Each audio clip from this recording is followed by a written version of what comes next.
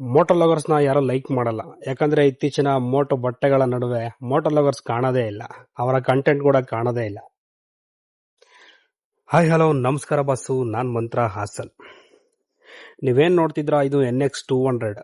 ನನಗೆ ತುಂಬಾ ಜನ ಮೆಸೇಜ್ ಮಾಡ್ತಿದ್ರು ಕ್ರಾಶ್ ಕಾರ್ಡ್ ಎಲ್ಲಿ ತಗೊಂಡ್ರಿ ಅಂತ. ಕ್ರಾಶ್ ಕಾರ್ಡ್ ನಾನು ಹಾಸನಲ್ಲಿ ಕೇಳಿದಾಗ ತುಂಬಾ ರೇಟ್ ಆಗ್ಬಿಡ್ತು. ಹೆಂಗಪ್ಪ ಹಾಕ್ಸೋದು, ಗಾಡಿನ ಎಷ್ಟೊಂದು ರೇಟ್ ಇದೆ.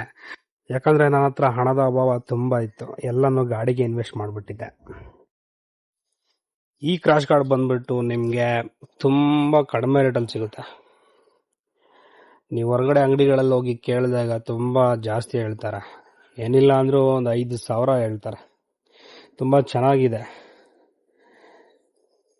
ನನ್ನ ಗಾಡಿ ಓಡಿರೋದೇ ಬಂದ್ಬಿಟ್ಟು 10,000ಕ್ಕೆ ಚೈನ್ ಪ್ಯಾಕೆಟ್ ಹೋಗ್ಬಿಟ್ಟಿತ್ತು ನಂದು. ನೀವೇನು ನೋಡ್ತಿದ್ದೀರಾ ಹೊಸ ಚೈನ್ ಪ್ಯಾಕೆಟ್ ನಾನು ಹಾಕ್ಸಿರೋದು.